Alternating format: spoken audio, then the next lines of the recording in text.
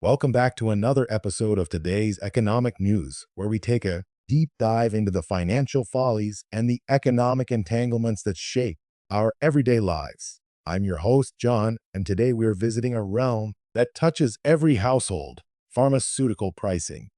Now, in an intriguing twist, we're not just talking about the usual tug of war over economics here on home soil.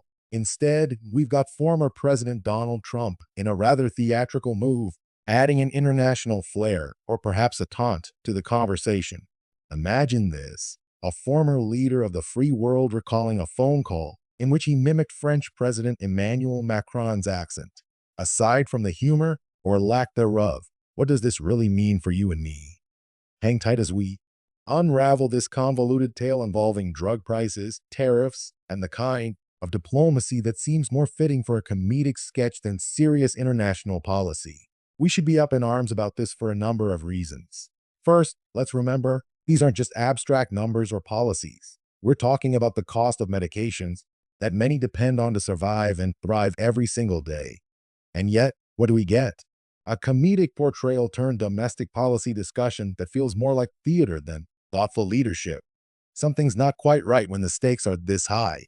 Before we dissect today's perplexing narrative, let's take a walk down memory lane. For some context, our saga starts way back in 1970 with the Controlled Substances Act and later the 1984 Hatch-Waxman Act. Both of these aim to balance the market between innovator drugs and generics. Yet, inadvertently, these efforts helped set the stage for today's inflated prices.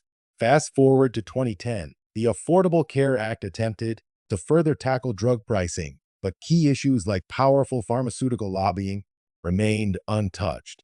Enter 2020 with President Trump's initiative to bring down drug prices. He introduced a drug pricing negotiation program and the controversial most favored nation clause to match what Americans pay with what other nations pay. Seems reasonable, right? However, the ripple effects of such moves are far from straightforward. Let's ease into the hard data, starting with this. On January 16, 2026, a 25% tariff was discussed as a potential lever to bend international drug pricing to our favor. Now, let's translate that.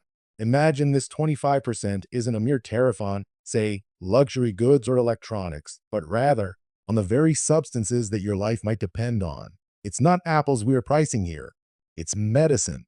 And what did we get for this approach that pushed the price of drugs in the US to soar 13 times higher than what our French friends pay? Virtually nothing. More rhetoric than relief. Direct quotes from Trump's call lend more flavor. I said, Emmanuel. Trump recounted, yes, Donald, thank you so much for calling. I said, you're not going to like this call. Now picture this not as a diplomatic TD, but as a casual demand at the expense of progress. You're going to have to get your drug prices up, Trump reportedly told Macron. Do they think we are foolish enough to believe a few calls will fix what decades of policy have continued to fumble? And here's where I put on my libertarian hat, folks, because this part fires me up. Look at Trump's strategy through a libertarian lens, and the implications become clear. First, let's talk inflation. Imposing tariffs doesn't effectively solve anything if costs are merely shifted onto the consumer, gradually eroding purchasing power. Basically, our wealth is siphoned away each time prices creep up, theft hidden under the guise of policy. Moreover, the reliance on executive orders, it screams governmental incompetence.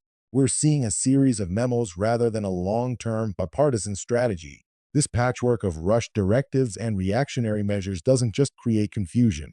It undermines the very market dynamics it purports to correct, leaving us in chaos rather than equipped with clarity. It's not a solution, it's a shortcut, one that overlooks the deeper complexities we must address in healthcare. Lastly, on principle, mandating tariffs, pestering allies to inflate their own prices, all this simply encroaches on personal liberties. Shouldn't we hold the right to reasonably priced medications without the interference of international diplomacy dictating our healthcare options? This feels less like liberty and more like puppet mastery.